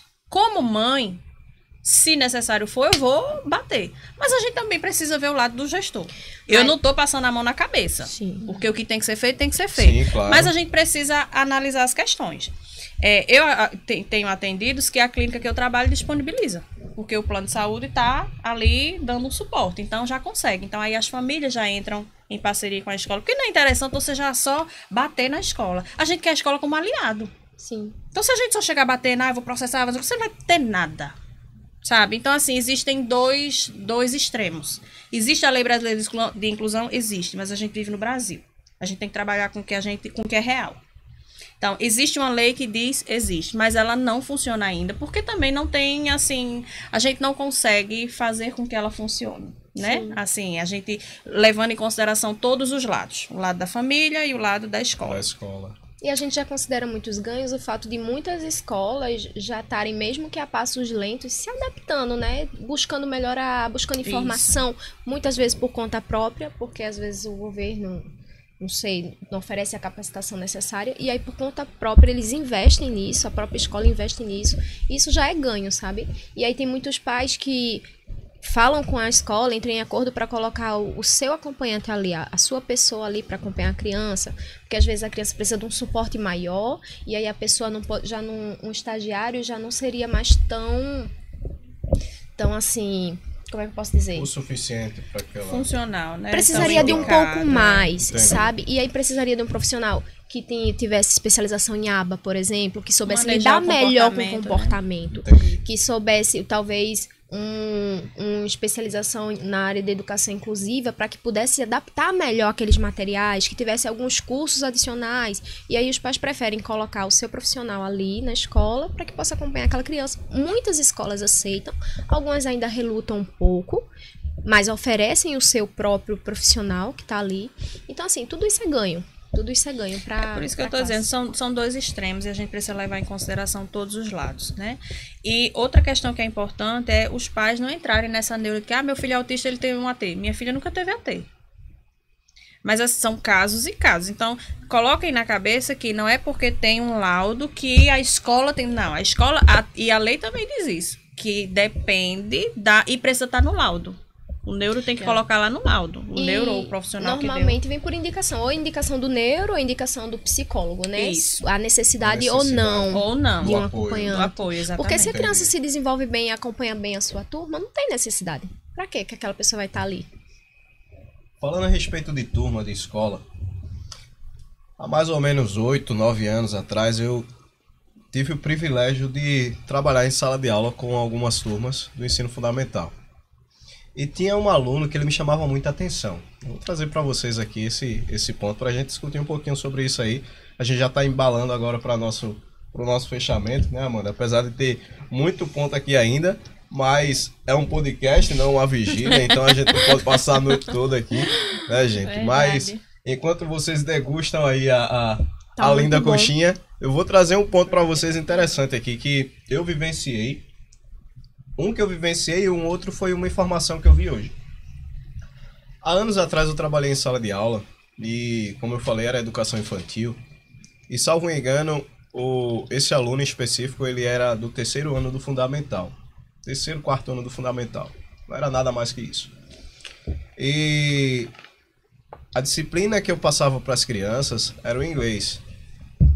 E essa criança, ele tinha uma facilidade muito grande no inglês. E eu ficava encantado com ele.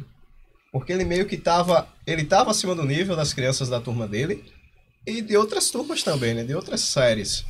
E eu ficava encantado com ele, mas em contrapartida, enquanto ele se desenvolvia muito bem no inglês, de criar pequenas frases, de trazer palavras novas que eu nunca tinha introduzido na sala de aula, em contrapartida ele tinha uma dificuldade muito grande na matemática.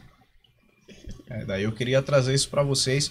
Como que exatamente acontece isso? De fato, eles se desenvolvem melhor em uma área e tem uma limitação em outra. Aí um outro ponto interessante foi um vídeo que eu vi hoje de um rapaz que bateu um recorde aí de tempo de montar um cubo mágico. Ele montou um cubo mágico, aquele cubo mágico padrão. Né, mano? Geralmente nossos filhos têm em casa, a gente entrega para os filhos no desejo que eles montem. Eu também já tentei muito na minha vida montar aquilo, mas eu nunca consegui. Nunca consegui também. Nunca consegui. Eu vou dizer o segredo, tem um código. Ah, tem um código, né? Meu filho, quando ele tinha 7 anos, ele conseguiu montar. Eu pesquisei o código pra ele conseguiu. Olha aí. Tem um código. Tem um código. Depois você me passa É só esse memorizar. código. Então depois você me passa esse código para eu poder ter Mas claro que para esse recorde precisava ter habilidade e agilidade também. Então não tô desmerecendo não, Sim. Tá, pessoal? Ele mereceu esse recorde. Foi incrível, de fato, que ele fez 3 segundos. Quem 3 completa um segundos. cubo mágico em 3 segundos? 3 segundos e alguns milésimos de segundos. Mas o que me deixou, né, assim, que me chamou muita atenção nessa notícia é de que ele é autista. E daí, mais uma vez, eu vejo que os autistas, eles têm algo especial. Aí eu trago agora para a sociedade, que muitas vezes a gente tem muitos preconceitos, né? Mas eu sei que os autistas, eles não têm apenas limitações. Daí eu queria que vocês comentassem um pouquinho mais a respeito desses 2 casos que eu trouxe agora. A respeito da questão que tu falou agora, né, do preconceito que existe, isso é tão embutido na sociedade que às vezes surge assim de forma irracional, sabe? O fato de ele conseguiu montar em 3 segundos e aí me chamou muita atenção porque ele era autista. Por que isso é tão Sim. surpreendente assim, sabe? Sim. Eles têm as capacidades deles, de fato. Eles têm as dificuldades, as limitações, mas não significa que eles não aprendam, que eles não se desenvolvam. E muitos deles se desenvolvem em algumas áreas. Aí a gente vê... já ouviu falar que Einstein era autista? Einstein é autista. Messi. Bill Gates. Bill Gates, sabe? E assim, são grandes nomes. Sim. E eles se desenvolvem, Se eles desenvolvem. têm o hiperfoco numa área e são áreas de muito interesse deles. E que se deixar, eles se desenvolvem muito. É assim, eles têm ali. dificuldade. Mas aonde eles têm habilidade, eles vão ser o melhor. Entendi. Entende? Entendi. Aí o... Minha filha tem hiperfoco em inglês. Quando é Poliglota. prova de inglês, ela não quer nem que eu sente pra estudar com ela. Ela vai estudar sim. Ah, Na tira verdade, direito, ela né? mais me ensina do que eu ensino ela. Mas é isso, sabe? Não significa que eu vá investir só naquilo. Sim. Por exemplo, a filha dela é muito boa em inglês, então vamos focar só no inglês, deixa o resto... Não, sabe? A gente precisa estimular as outras áreas também. Ela pode usar do inglês para ensinar outras coisas. Tem criança que tem hiperfoco em dinossauros. Sabe tudo da idade pré-histórica, dos dinossauros, o nome de todos, o que eles comiam, qual o tamanho, e não sei o que, tudo. Eu posso usar dos dinossauros para ensinar matemática. Eu posso usar dos dinossauros para ensinar outras habilidades. Que é Socialização. um direcionamento que a gente, ano passado, como eu disse, eu estava no núcleo de inclusão e as formações eram comigo. Então eu dizia muito isso aos professores. Conheçam os estudantes de vocês. Porque se você conhece ele, você sabe o caminho que você vai seguir. Por menos que seja a sua, por menor que seja a sua formação na área. Mas se você souber que ele, por exemplo, foquem no hiperfoco deles. A gente tinha um estudante que ele tinha hiperfoco em ventilador. Então, ele se desregulava com esse tempo frio, as professoras desligavam o ventilador. E ele se desregulava, e ele era muito estereotipado. Se desregulava. E todo mundo, o que é que esse menino tem? Ninguém percebeu o que era. Aí eu fui fazer uma visita a essa escola. E fiquei observando. Enquanto o ventilador estava ligado, ele estava aqui. Como se estivesse conferindo que não desligaram o ventilador. Acompanhando, né? Foram pro recreio, voltou. Quando voltou, estava desligado. Acabou-se. Eu disse, é o ventilador. Começa a colocar imagens de ventilador na atividade dele. Vamos ver se é por aí. O menino conseguiu escrever nome, conseguiu silabar, conseguiu... Que não era no nível da turma que ele estava, mas são ganhos. Ele não estava conseguindo nada. Sim. Então, assim, a gente precisa ter esse feeling de, peraí, ele gosta de tal coisa, vamos incluir. E às vezes, quando a gente fala em adaptação, a gente acha que é uma coisa do outro mundo. Não é. Às vezes a adaptação é uma imagem. Por exemplo, minha filha lê desde muito pequena, mas ela tem dificuldade para interpretar. Ela não compreende tudo que ela lê. Então, qual é a adaptação que a escola dela hoje faz? Ilustra muito as atividades dela, deixa o texto mais enxutinho, colocam as questões mais sucintas, para que elas, com a objetividade, ela consiga alcançar com autonomia, sem precisar de muita intervenção. Sim. Então, veja, é uma adaptação. Ela não tem AT, mas não quer dizer que ela não precisa de uma adaptação, precisa, e é isso que a gente está sempre alinhando, por isso que a gente sempre destaca, quem é da educação, né, a importância do PEI, que as escolas têm uma resistência tão grande em fazer o PEI, e na verdade um PEI vai respaldar os professores. O que é o PEI? É um plano individual de ensino. Então, se na sua sala tiver 6 autistas, são 6 PEIs diferentes. O PEI de Alcione não vai servir para mim, o PEI dele não vai servir para você, porque é individual, como o próprio nome já diz. Mas as escolas têm uma resistência em fazer, e o PEI vai nortear o professor nesse sentido. Peraí, qual a adaptação que ele precisa? Às vezes não necessariamente vai ser uma adaptação curricular. Pode ser uma adaptação sensorial, pode ser uma adaptação ambiental, sabe? E tudo isso, constando lá, vai nortear o professor. Então, são esses detalhes que fazem toda a diferença e as escolas ainda não atentaram para isso. No início de ano, você vê muitas escolas, principalmente as particulares, fazem informações, aí eles divulgam e tal. Mas, raramente o tema é sobre autismo, sobre TDAH, porque a gente fala muito em autismo, mas também tem o TDAH que está muito presente na sala de aula. Dislexia. Então, precisa ser oportunizado mais isso aos professores, porque também não é justo. O professor, o salário é ó. Aí tem que tirar do bolso para fazer as especializações. Poxa, investe no teu profissional, porque ele é o diferencial da tua escola, né? Então, precisa ter esse feeling ainda. Tem uma criança que não é um cliente que eu atendo, mas é uma criança com quem eu convivo em alguns ambientes sociais, né, na minha igreja. E aí a gente foi fazer uma atividade, e aí eu fiz uma atividade para todo mundo. Essa criança, ela tem autismo e dislexia. E aí eu fiz uma provinha, uma atividade, apliquei para todo mundo, e a provinha tava super fácil e tal. E a menina que aplicou a prova chegou para mim e fez, olha, Alcione, todo mundo passou, só essa aqui que não passou. E aí me mostrou a prova. Na hora que eu vi o nome, eu me liguei na hora. Poxa, ela tem dislexia. A barreira dela ali não era o autismo. Era outra comorbidade que acompanhava ela, a questão da dislexia. E a prova era toda escrita. Eu fiz, ela nunca ia conseguir fazer uma prova dessa. Fiz uma nova prova, em vez de botei enunciados curtos, com imagens, para que ela entendesse. E todas as respostas estavam em imagens. Ela fechou a prova. Ela não entendia o assunto, ela não sabia o conteúdo, ela sabia tudo. Mas a diferença do 4 que ela tirou em uma prova e do 10 que ela tirou em outra foi uma adaptação. Entendi. E às vezes a gente subestima as capacidades. Exatamente. Quando a gente recebe uma criança com autismo, qual é a primeira coisa que é pontuada? Eu digo muito isso aos meus pais quando eu recebo. Olha, porque eles chamam a gente de doutora, né? Eu não sou doutora, mas ele me chama de doutora. Olha, doutora, veja, ele não consegue isso, não consegue. E a gente vai registrando. Aí no final eu digo assim, mãe, o que ele não consegue eu já sei, tá tudo aqui. O que é que ele consegue? Quais são as potencialidades do seu filho? E às vezes os pais não conhecem a potencialidade do filho, porque foca só no que ele não faz.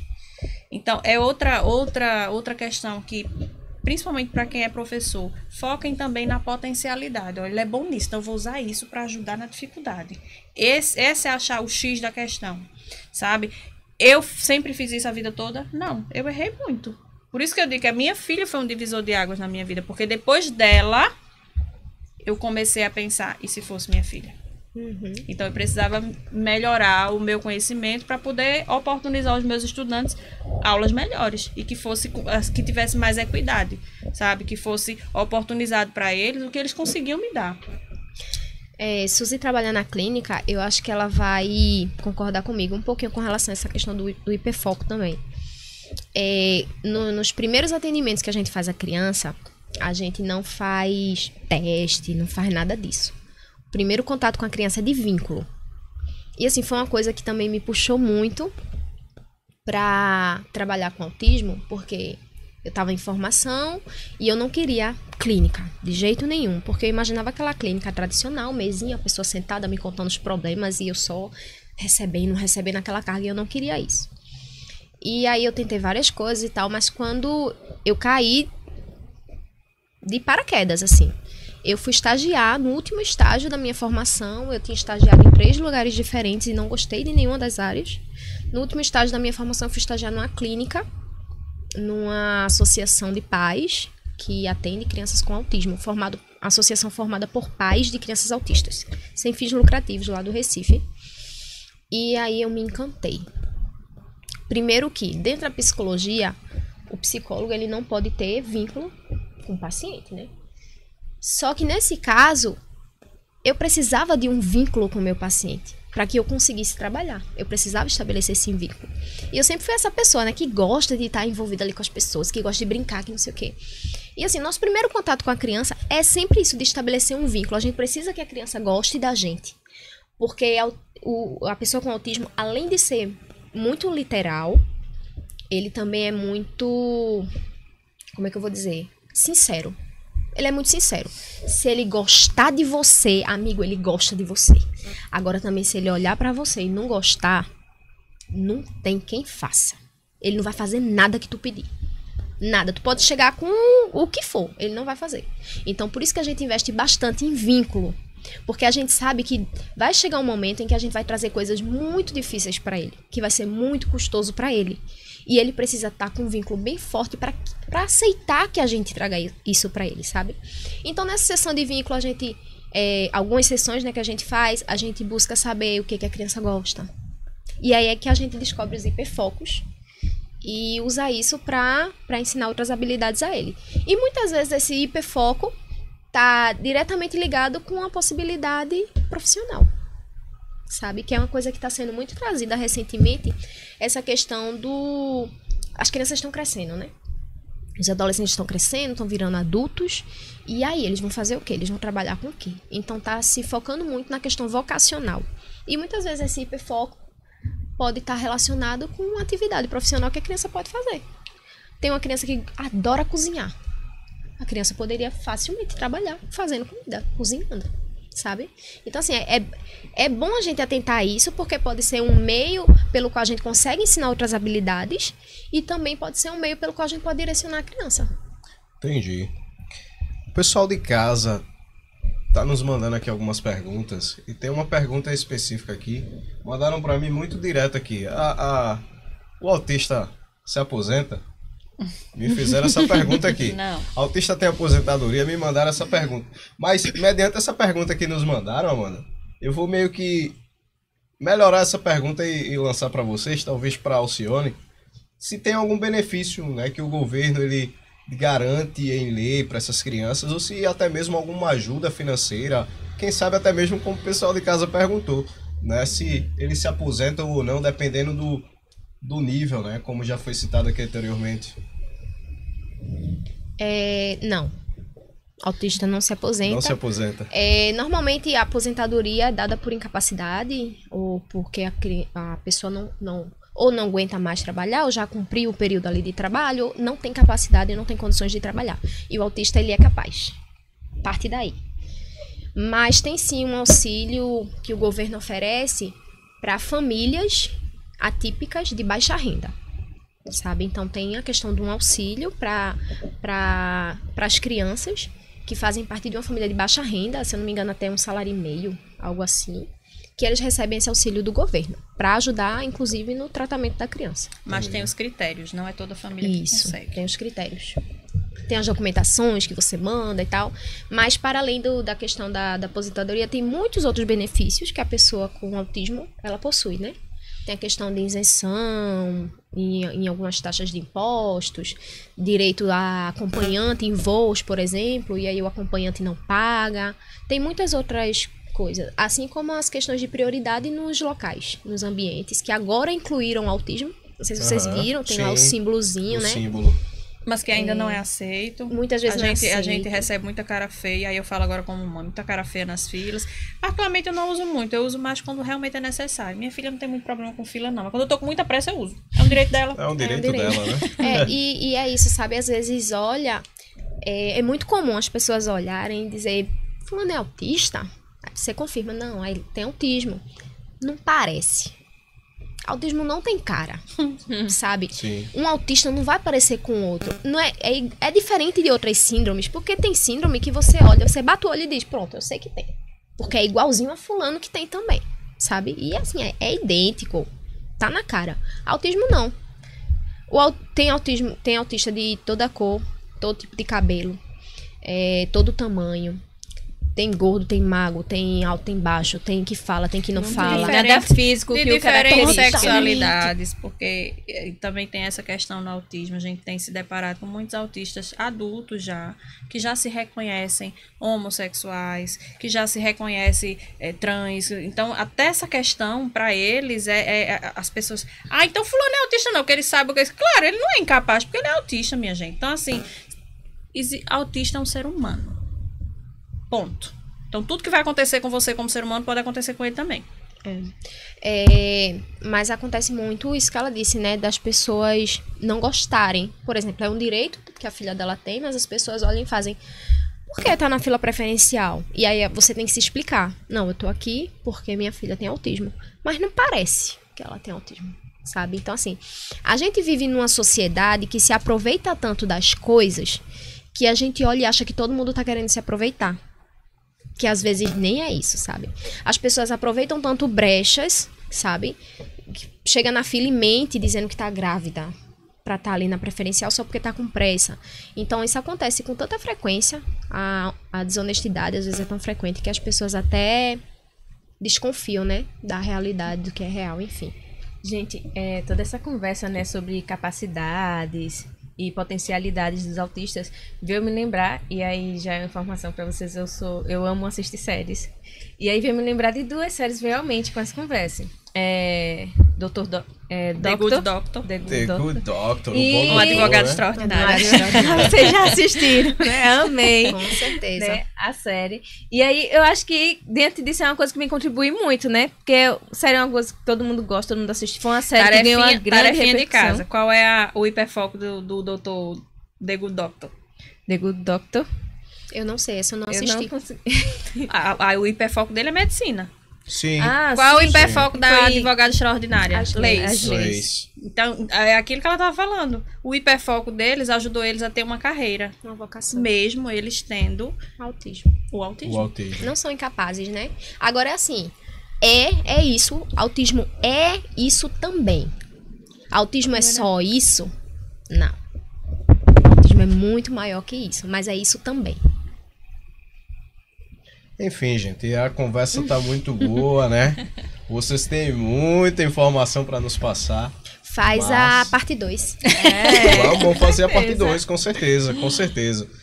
Vamos trazer a Alcione novamente, né? A Alcione é uma convidada que veio um pouquinho distante, né? A gente está centralizado em Palmares, é como se fosse um polo aqui da região da Mata Sul, mas a Alcione vem lá da capital, né? Vem de Recife, e muito em breve pretendemos trazê-la novamente, né? Para compartilhar esses momentos aqui conosco. Gente, é que foi só uma prévia, tá? Se vocês pesquisar, se você procurar saber, é um mundo fantástico, o mundo do autismo, Isso mesmo. né? E como falaram, né? Cada cabeça, cada pessoa é uma realidade totalmente diferente. Com certeza aí tem mães, tem pessoas que convivem com autismo e pensam, a minha realidade não é exatamente essa, porque cada um, né, vai ter uma realidade diferente, né? Então, é um assunto que tem muito pano aí pra manga, né? Então, com certeza a gente vai tá trazendo mais pessoas. Vocês vão estar sendo convidados para estar aqui novamente com a gente, certo?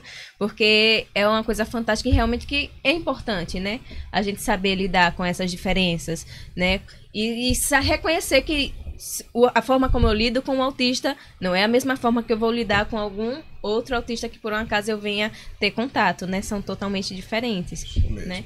E cuidar para não ser capacitista, né? A sociedade precisa ouvir mais essa frase, essa palavra, capacitismo. É isso. O que é o capacitismo? É um preconceito velado. É um preconceito. Ah, ela é tão linda, mas ela é capacitismo. Você está sendo preconceituoso de uma forma bonitinha, fofinha, mas você está sendo preconceituoso. sendo, né? Por quê? Porque ser autista quer dizer que ela tem que ser feio? Tem que ser incapaz, sabe? Então, cuidar ela é tão enquanto carinhosa. Tem certeza que ela é autista? cuidar enquanto que a sociedade ideia- pra gente não cometer esses deslizes, né? Que assim, são verdade. chatos pra família, é feio pra você que comete. E a gente não tem, a gente vive no século XXI, minha gente. Tem algumas frases assim chatas que você diria assim, ó, essa frase nunca deve ser dita, né? Ou direcionada para um autista, nunca deve ser falada em uma conversa ou em uma tentativa de contato com eles. Pois é, nos ajudem a não cometermos gafes, né? Porque de verdade, muitas vezes a gente acaba falando, até involuntariamente, às vezes até eu fico com dúvida, qual o termo que eu devo utilizar? É autista? É uma pessoa que tem TEA? Né? Daí... Eu acho que o ideal é falar de forma objetiva.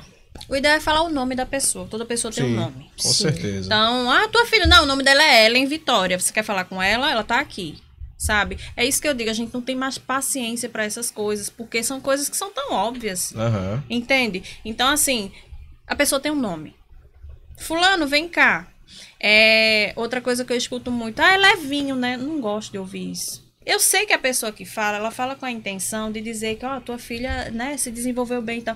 Mas ela tá sendo capacitista, bonitinho, mas tá sendo. E aí invalida toda a minha luta. Porque ela é leve, então tua luta não é feita de fulano. Fulano é que sofre. Então, assim, não existe mais autista e menos autista. Obviamente, quem tem uma criança ou um adolescente, um jovem com um nível 3 de suporte, obviamente as lutas são Diferentes. bem mais São diferentes. pesadas, mas não deixa de ser luta. A minha luta não deixa de ser luta. Sim. Entende? Então, assim, a gente precisa parar de invalidar as pessoas, parar de invalidar o esforço que as pessoas fazem, tanto as pessoas que estão dentro do espectro, quanto as famílias dessas pessoas, sabe? Eu acho que a gente precisa realmente atentar para os termos. Ninguém é portador de nada, ninguém porta uma doença, ninguém porta uma condição. A gente tem uma condição, a gente é assim, sabe? São termos que são tão bobos que dá para você corrigir, assim, e a pessoa insiste, sabe? Então, assim, estejam atentos a isso, parem de querer. Se você não sabe o que falar, não fale. Parar de colocar Ou nessas pergunta. caixinhas fechadas. Pergunta, Pergunta. como é que eu posso fazer? Como é que eu posso falar, sabe?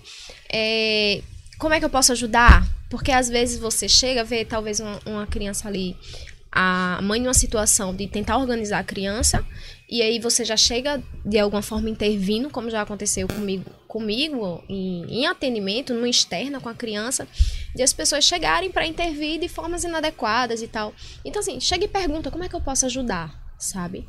E aí, se você for tratar com a criança, por exemplo, tiver você vende coxinha e a pessoa for lá comprar coxinha, fale com a pessoa. Não fale com o acompanhante. Era outra Não coisa que eu fale ia com o falar. responsável. A pessoa tá ali. Ela pode lhe responder. Então fale com ela, porque às vezes a gente ignora. Quantos anos? Ela fala, pode perguntar ela. Sabe, é isso. E no trato diretamente com ela, seja o mais objetivo possível. Infelizmente, como a gente citou anteriormente, muitas vezes isso acontece na sociedade por falta de informação, né? E o objetivo do nosso podcast de hoje é exatamente esse, né, Amanda? Trazer para Mata Sul, para todo mundo, que a gente conseguir alcançar informações a respeito desse tema que é muito relevante. Estamos felizes, né? Estamos aqui fazendo essa abertura com esse tema lindo, né? Muito vasto, rico, né? Encantador, eu posso dizer assim também. E acho que para fechar, nada melhor do que a gente pedir alguma fala especial de cada uma delas que estão aqui nos visitando, né? Agora, o que eu tenho a dizer para vocês é que vocês possam exercer cada vez mais, né? O respeito, a empatia, a compreensão, não unicamente com os familiares, as pessoas que acompanham, as pessoas que lidam, mas também com o próprio ser, né? A própria pessoa ali, autista, que vocês possam buscar interagir com elas, buscar compreender, mesmo que às vezes vocês achem, não sei se ela está entendendo, mas falar diretamente com ela é a melhor coisa que você pode fazer, porque você estimula também que ela se comunique, que ela interaja, que ela possa se desenvolver. Então você também está sendo um agente para ajudar. E busque conhecimento. Busque conhecimento. É algo que está aí cada vez mais presente e cada vez aumentando e cada vez surgindo mais, e a gente precisa buscar conhecimento. Porque hoje na sociedade a gente sabe que as pessoas que mais se dão bem, mais se desenvolvem, são as que sabem lidar com pessoas. E precisamos saber lidar com todas as pessoas, independente, sabe? Então busquem conhecimento, exerçam empatia, busquem compreensão, respeito acima de tudo. Isso é muito importante para que a nossa sociedade se desenvolva de modo geral. Eu não estou falando não só do desenvolvimento da pessoa autista, mas o seu próprio desenvolvimento também. Da minha parte, assim, eu gostaria de falar especialmente com os pais. E aí, já trazendo para aquela vertente educacional mesmo da escola. Ensinem aos filhos de vocês a lidar com o diferente, sabe? Às vezes a gente ensina tanto, não fique perto de fulano não, que ele não para. É o contrário. O meu filho, olha, descubra alguma coisa que talvez ele goste de brincar, chama um dia ele para brincar, então isso é importante. Inclusão é isso. Inclusão é a gente fazer todo mundo se sentir bem, todo mundo se sentir acolhido. Então, pertencentes, exatamente. Então, assim, ajudem os filhos de vocês a serem pessoas melhores, porque é assim que a gente vai conseguir, talvez, no futuro, porque ainda não estamos lá, mas talvez no futuro a gente consiga fazer com que a inclusão de fato aconteça, porque ela ainda não acontece, nós estamos caminhando. E é isso, gente. Primeiramente, né, gostaria de agradecer a vocês por esse momento maravilhoso, incrível, enriquecedor, bastante enriquecedor, não é? Eu espero que você aí de casa também, a gente tenha tirado muitas dúvidas de vocês, tá? Se ficou alguma dúvida, não se acanhem, podem colocar aí no chat, tá certo? Porque a gente tem que ter vergonha de não ter informação correta, podendo ter acesso a ela e não buscar, não é isso? Exatamente. Então, qualquer dúvida, por mínimo que seja, vocês podem estar fazendo aí, certo? A gente pode também fazer, para aquelas mães, né, que tiver dificuldade, a gente tem essa liberdade para fazer um encaminhamento, para a Suziane estar aí se disponibilizando, certo? Para estar aí apoiando vocês como mãe, como profissional, certo? Então, vocês já encontraram aqui também um apoio, não é isso? Obrigada. Isso mesmo.